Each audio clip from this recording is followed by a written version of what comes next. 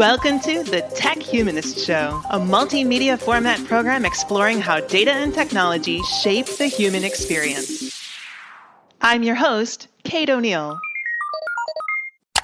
If those technologies are going to continue to work in ways they don't protect you from the risks of deception, of misinformation, and fake news, that's one of the major risks that I think is worth paying attention to, especially because there are actually solutions. There are actually things that we could do, but the things are not being done. Dr. Ravit Dotan is a brilliant AI ethicist and philosopher who's making waves in the field of responsible AI. Formerly the director and co-founder of the Collaborative AI Responsibility Lab at the University of Pittsburgh and founder and CEO of Tech Better, Ravit brings a wealth of expertise to our conversation. While some of our discussion may touch on topics that have evolved since we recorded, Ravit's insights remain incredibly valuable and relevant. Her thought-provoking perspectives on AI ethics, including her viral post about the dangers of anthropomorphizing AI through terms like hallucination, offer a fresh and critical lens through which to view the rapid advancements in artificial intelligence.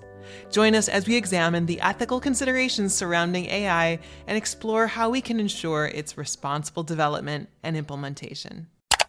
So I'll jump right in. I loved your hallucinations post. I thought, and we had just connected the day or two before anyway.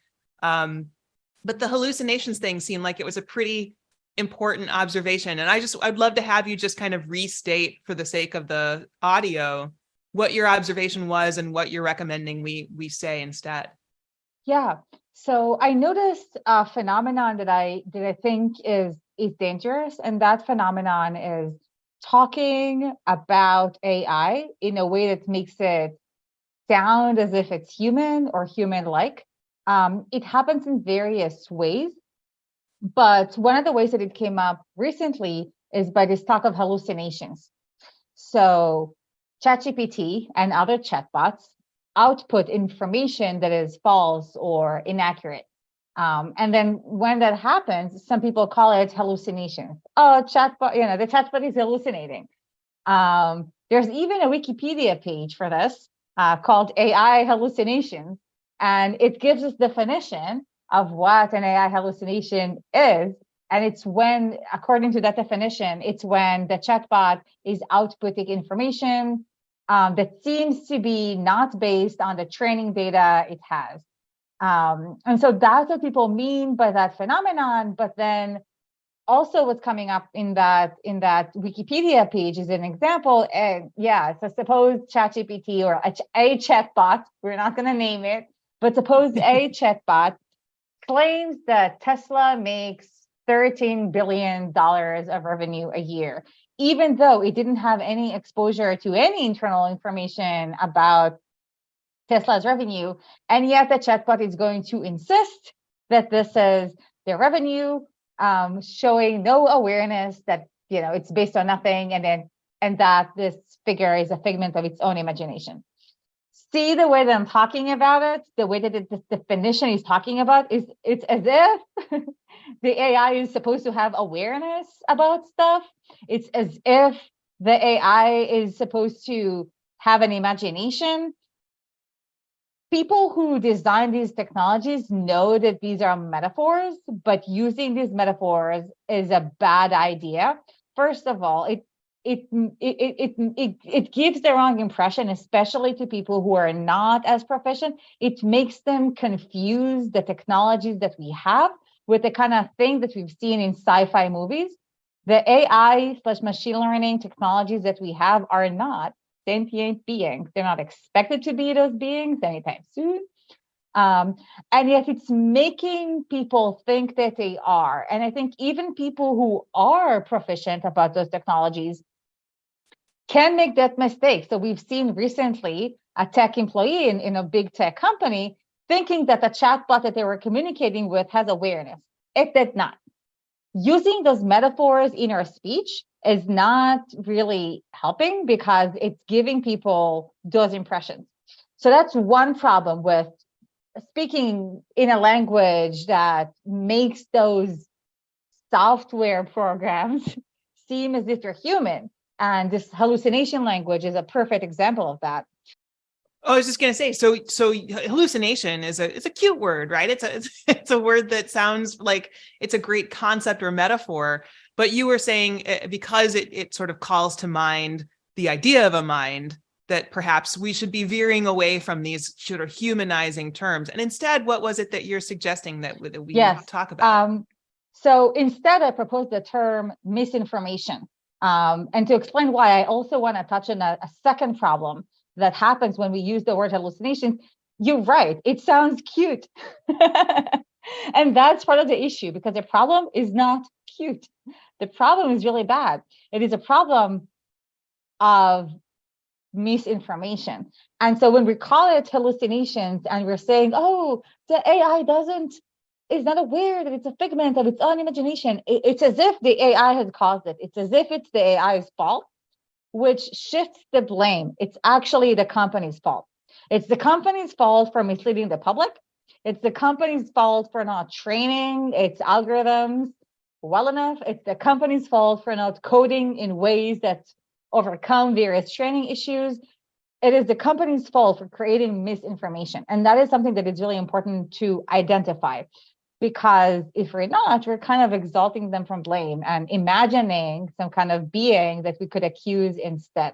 And so I was thinking to replace the term hallucinations with the term misinformation, because that's what it is. Misinformation is information that is false or inaccurate. It doesn't assume any kind of intention. So disinformation is the term that people use for intentionally misleading people with information. But misinformation is just when the information is wrong, which is the case that we're seeing. And if we want to add some kind of a modifier, because it is a special case of misinformation, we could add a modifier such as AI misinformation, coding failure misinformation, training failure misinformation. These are the kind of things that we can use instead. And those kinds of alternatives highlight the social problematics of this output and also the responsibility of the people behind it. Yeah, that's such a fantastic point. And I think you're right, just kind of classifying it all as misinformation seems like the fairest and the most, I guess, clear to the end user, the person who's actually on the using side of the chat interface. I want to ask you the same question that a lot of media interviewers have asked me in the last few weeks, which is, what is it that's different about this moment? We've known about AI, we've had chatbots for a long time. What do you think that it is that's capturing the public imagination and really making the hype go off the scale and people just really, really going wild with the engagement with these tools and their speculation about what it means or how it's going to play out? What is that about?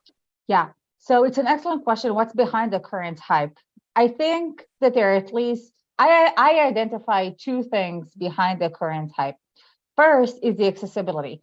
While we did have AI chatbots for a long, long time, they were not as accessible to the general public as they are now. People like the interface. The interface is really good. It's really friendly for users. And just anyone can access it at any time. Whereas before, I think it was more businesses that were using it for various purposes. It wasn't as widely available. And this is potentially the first time that AI technologies are at the fingertips of so many people. And that's different. So while people heard of AI before, only now perhaps they're able to understand first person what the capabilities mean for their lives. So I think, yeah, in a really direct way, in a right? really direct way. Right. Yeah. Okay. Because, everybody's had sort of Spotify recommendations or Netflix recommendations or Amazon recommendations, but not very many people connected the dots, I think, to know that there was AI behind that process. Exactly. So this is that direct interaction, it sounds exactly. AI was behind the scenes. It was invisible. People don't know that when they put something into Google Translate and it gives it to them in a different language, actually it's AI. They don't realize. They also don't realize the power of large language models, which existed before. But now that they're able to see for themselves what it does, now we see the lawyers saying, "Oh wow, what about our jobs?" you know? Yeah. We see all those Yeah. professionals, suddenly it clicks for them. And I think a big part of it is because they're able to play with it themselves directly, which they were not able to do as much previously. So that, I think, is one dimension of the hype. The other dimension, I think, is related to this hallucination conversation that we've had, because it is so prevalent to talk about AI in this way. I think it confuses people, and the hype that they have with the current technology perhaps merges with those things that we've seen in some of those sci-fi shows. It misleads them to think that maybe we're there, and I think that fuels the fire of the hype. Yeah, so it seems like what you're saying is it's a combination of the directness of the interaction, as well as this kind of opportunity for confusion, where the style of interaction or the mode of interaction allows us to think or imagine that what we're interacting with is something that is not, that is farther sophisticated or farther advanced than what we're actually interacting with. Is that a fair characterization? I would add an additional point. It is the way that technologists allow themselves to speak about this technology. It is the fact that in the Wikipedia, there is a Wikipedia page for AI hallucinations. And in that Wikipedia page, people talk about it as if AI is something that has awareness and imagination. So it is the way that the people in the know allow themselves to talk about this technology. And I would add maybe a fourth factor. There's a huge movement of people that are really focused on what they call existential risk and on artificial general intelligence. This, I think, is also the group of people that would tend to speak of AI in humanizing terms more. I think perhaps that faction of the AI community is also fueling the hype a little bit, because they are contributing to thinking of AI in these humanizing ways, and it just kind of plays into the same. I think they might be playing a big part in it too. Yeah, that's fair. But specifically when you think about large language models, which, I think for the average user, the average person who's encountering this direct interaction for the first time, they're not necessarily, versed in the taxonomy of AI to be able to say like, oh, this is a large language model that I'm interacting with.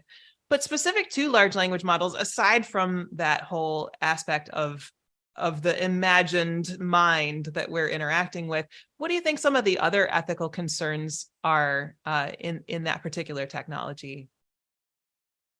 One of the major concerns is everything around deepfakes.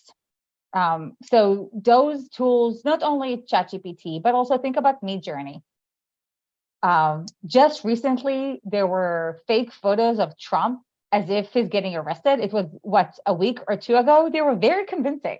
Some of them, if I would just go through them briefly, I would think that this is a real photo. This is a major shift in the whole trust economy. And right now, the companies that are producing those technologies are not doing things that they could be doing to adjust to this new age of trust. That's a major risk that I think is probably impossible to exaggerate. The stability of political institutions could be at risk here. We have an election coming up in the US really soon. I shudder to think about what's going to happen if those technologies are going to continue to work in ways they don't protect you from the risks of deception and misinformation and fake news. That's one of the major risks that I think is worth paying attention to, especially because there are actually solutions. There are actually things that we could do, but the things are not being done. So that's one point I wanted to make. Another point I want to make, and I want to make it because I think it gets less attention than it should, is the digital divide. So the digital divide is the gap between people who have access to digital technology and those who do not. It is not as talked about as it should be, because it's actually having a huge impact on global disparities. So here in the West, we kind of take for granted that we're going to have internet. that we're going to have electricity. If I'm going to go to a friend's house and they're not going to have Wi-Fi, I'm going to be really disappointed. But you know who doesn't have access to the internet? Many developing countries, or even access to electricity. And access to electricity, internet, and then technologies like AI give people and countries huge advantages. So once we introduce this very, very powerful technology that can really accelerate businesses, that can really help growth, and only some countries have it and some don't because they don't even have internet, the gap between them could increase to even more ginormous dimensions. And that really is terrifying in terms of global inequality, and people don't really talk about it enough. Yeah, I think you're right. And I think there's certainly a risk there of increasing inequality. But it seems like I wanted to sort of pick your brain or have you provoke you to comment too about, the concept of leapfrogging, because so often when we see a divide in technology in the next generation, we sometimes see some countries or regions that were lagging behind jump on or are able to access the next generation of technology, and they just skip one entirely. Do you imagine that? I mean, that's certainly not something that we should plan for or hope is going to happen. We should be probably planning for a more equitable access to tools. But how do you think about specific challenges or opportunities for AI ethics or data ethics or tech ethics in general as it relates to developing countries or regions when it comes to these limited accesses to resources? They could potentially leapfrog. The problem could potentially solve itself. Maybe not. A safer approach to addressing it is working actively to do it. And that connects with a different issue. Currently, AI ethics as a field is very westernized. It's a huge issue because with something like ethics, yes, culture is going to matter.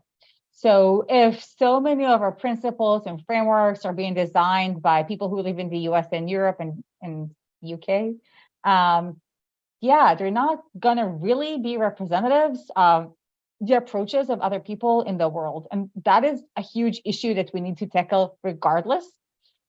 I would love to see a shift in the global AI and AI ethics conversations to include people from various countries in the utilization of the technology, as well as in conversations about proper usage of it, because it is a global technology. It is going to affect everyone. And I think, yes, sure, things could happen maybe if we don't try, but greater chances are going to happen if we do try. Absolutely. But let's dig into that a little bit in a specific example, because I just shared a story you may have seen that about surveillance cameras and facial recognition being rolled out in Iran to track women who are not wearing head coverings. And of course, this is so problematic in a bunch of ways. But I think one of the things that makes it challenging to talk about and frame is exactly what you're saying about the sort of monoculture approach to AI ethics or governance of these technologies. When we think about different countries' styles of governance or approach to legislation, a more authoritarian country rolling out these types of technologies, it strikes those of us in the US as draconian. But how do we have a global discourse about ethics and about regulations and restrictions when there are so many different approaches to how this is rolled out, and to still keep in mind, kind of a universal approach to human rights? Yeah, that is such a difficult challenge because it's really a part of how do we talk globally about ethics? It's a question we do not know how to address, to be honest. And so my background is in philosophy. That's my PhD. I am painfully aware of the millennia that humanity has spent talking about ethics. We have never reached universal agreement, and I don't think we ever will. So how do we tackle those challenges? Because now they're really staring us in the face with this technology. There's something that I think should be done, even though it doesn't fully address what you just said. So I'll start with that, and then I'll get closer because I think it's just like a huge challenge. In conversations about AI ethics today, there's a lot of talk of principles, fairness, transparency, explainability, autonomy, many conversations of principles. And I mean, they're not really effective in the sense that companies are not really implementing them, but also they're challenging because those principles, yes, they are about cultural values. And so even if we agree on privacy, which I'm not sure that we do, there could be different interpretations of privacy in the West, especially US, is well known for being individualistic. African countries are well known for being communitarian. That has different implications for what it means, privacy, autonomy. So we may not even have the same interpretation. So I think once we go the route of principles about how the technology ought to be, that is a sure way to run into those complexities and cultural differences. Also, it hasn't really been as effective as one might have hoped because they're not really being implemented. And so I think an alternative is to focus more on the governance of the companies. So here's a thing that I would like to see all organizations that develop and use AI do. Sit down with your stakeholders, figure out what risks are relevant to you in your context. Can you do that? Could you put it on your website to show me that you've done that? And also, who have you consulted with? Could you do that? Then could you come up with some matrix, things that you're going to actually measure? Could you tell me as your consumer on your website what those things are, why you chose them, how you track them?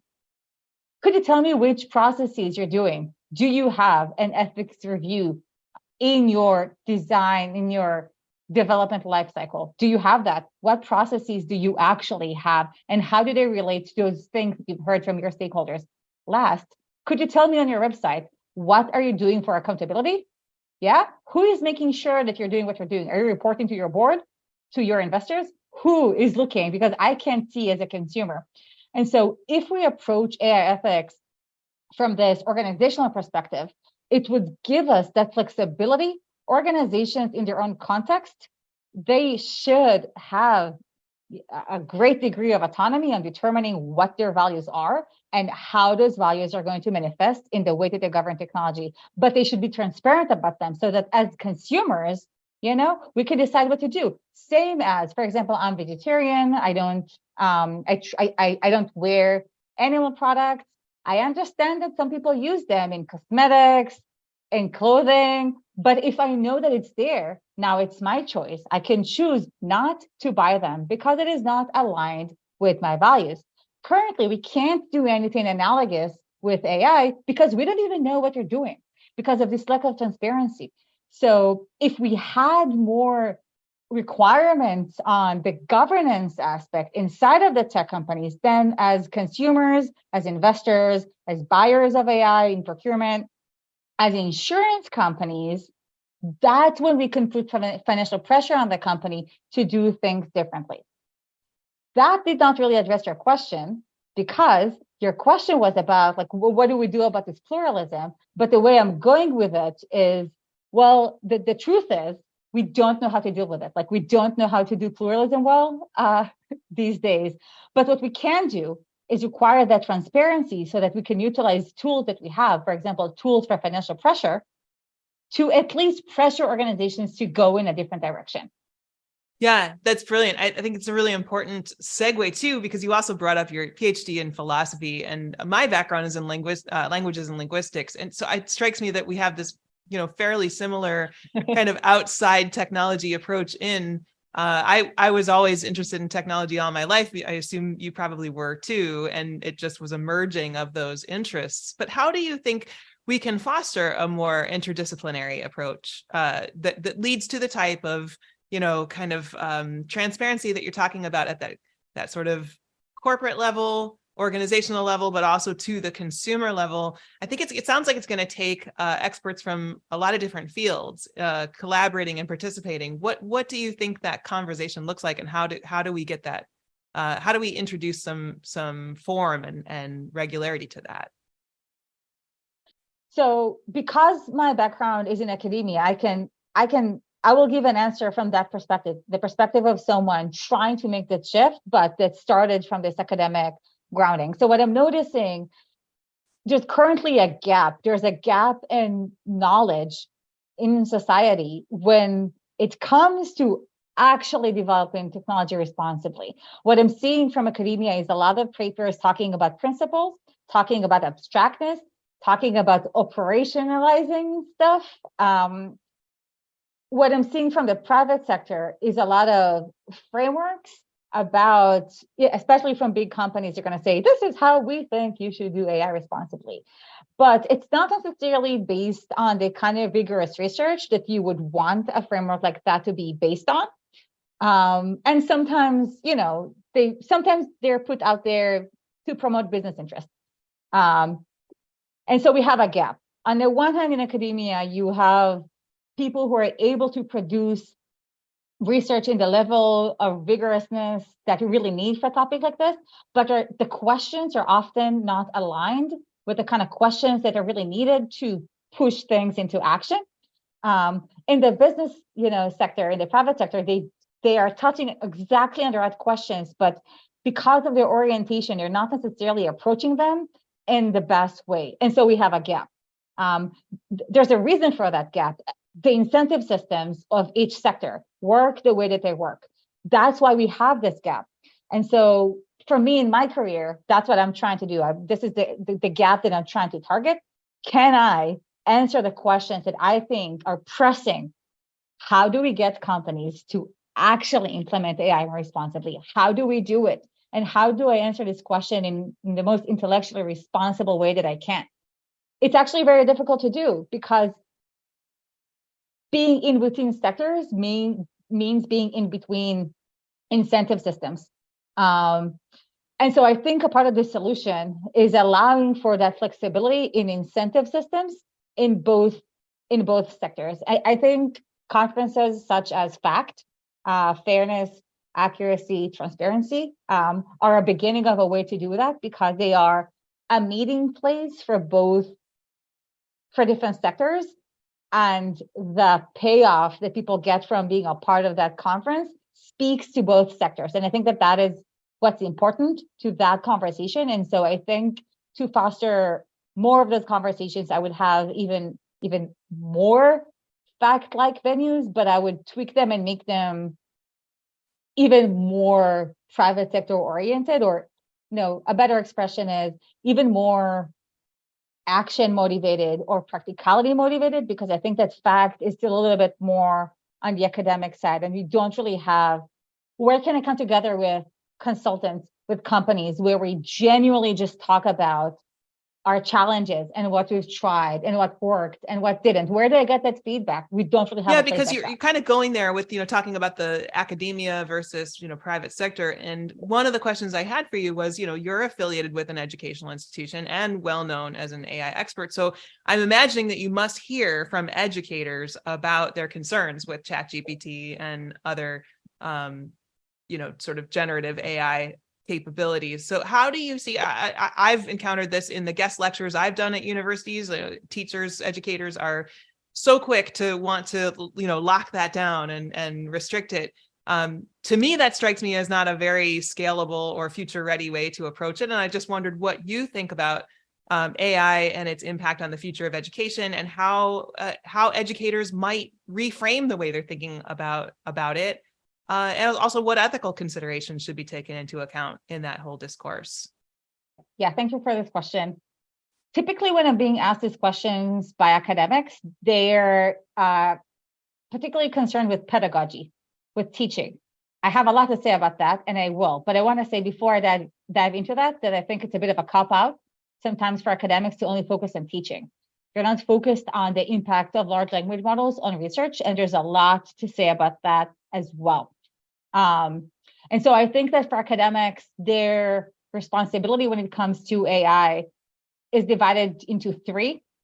One is about teaching and pedagogy, another is about research, and a third is about their thought leadership. As academics, they have a standing in society. And so, yeah, I'll start with the pedagogy. I think academia has been due for an update for a long, long time. And so I can speak from my home discipline, which is philosophy. That's a discipline I know best. But I think similar things are happening in other, in other disciplines as well. We've been seeing a crisis in humanities and in social sciences for a long time. Departments are closing. Not as many students are coming, and I think it's really related to the problem of academia and especially humanities and social sciences perhaps isolating themselves from society. What you see in many, many introductory courses that I have taught many times is, scholar X said a thing. Let's talk about it now. Plato, said that. Let's read that. Let's talk about that. This approach is helpful for many things, but it can also backfire by making students think that the questions don't matter, because especially when it's something like philosophy, they go into university really wanting, there are often questions that are itching for them. They can't get to those questions. In the age of, you can't just ask a chatbot, write a paper about like what Plato said about like yada, yada, yada. Is it really a skill that they need now? I'm not sure. Like, is this information that they need now? Like, I think a much more important skill to help them build is how do you use that knowledge of like millennia of scholars in many disciplines? How do you use that knowledge to address problems that you're facing right now? I think it's such an important skill to identify a problem that needs to be addressed and then addressing it with some disciplinary tool that you have. I think it would be fantastic if more of higher education focused on that. I will give you an example with a wonderful group of students that I started to talk with, MBA students here at the University of Pittsburgh. We are building a project in which we are collaborating with a tech company that develops AI. That tech company wants to do better, but it's difficult because they don't have the training, it's not their expertise. So we're collaborating, this company and a group of students on a project that would include, first of all, let's help this company identify the risks, the ethical risks, the social risks that they're facing. Let's help them identify that, because actually this is a humanities social science question. So why not get people with that background to actually chime in and help?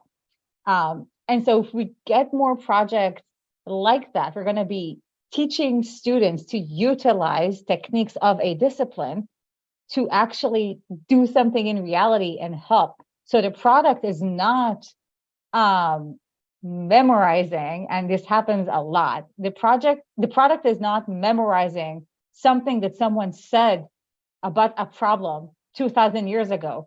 The product is, say something now about a problem that is staring you in the face. If something that Plato said is helpful, use that. If something that someone else said is helpful, use that. But focus on, take that knowledge, use it for something that we need. So then you see, it's not about producing that paper. It doesn't matter if ChatGPT can write papers. Great. If it can accelerate me solving the problem, fantastic. It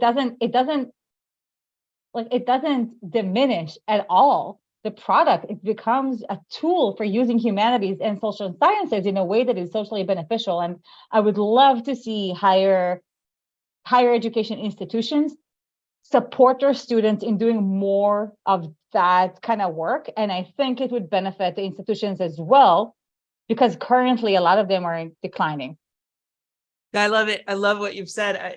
You've given me a new way to frame, in my thinking, you've given me a new way to frame this, the discussion, in thinking about, there's this whole universe of human knowledge, which is very dimensional and useful to us, but like the way we've typically been taught it has been with this kind of classical rote learning or recitation, or being able to cite this quote from this scholar or whatever. And now, of course, with the tools of technology, that's not that's not necessarily a unique skill. That's not something that's going to be so valuable or transferable. But what is interesting is, and this is why it's interesting to me, is because my entire life has been an exercise in translating between, two different types of needs. The ability to, the T, as you know, in ChatGPT stands for transformer. And I think the transformer idea of human knowledge is pretty important and interesting too. The idea of being able to be a human who can access the human side of human experience and knowledge and use technology tools to facilitate their efficient processing or to be able to utilize them well. That feels like, to me, the next generation of what human tech interaction must look like. Yeah. Is that? And and what higher education must morph into. Yeah. Well, that's cool. That's a great tingles on the back of my neck sort of thought. So thank you for listening to the Tech Humanist Show. This episode was produced and edited by Thrive Loud Productions, with research by Ashley Robinson and Aaron Daughtry of Interabang. You can find more information about the show's guests and links to their projects at thetechhumanist.com, where you can also find more episodes, or you can subscribe at Apple Podcasts, Spotify, or wherever you get your podcasts. Special thanks to all of our guests for lending their voices to help make the future a brighter place. I'm Kate O'Neill. You've been listening to the Tech Humanist Show from KO Insights.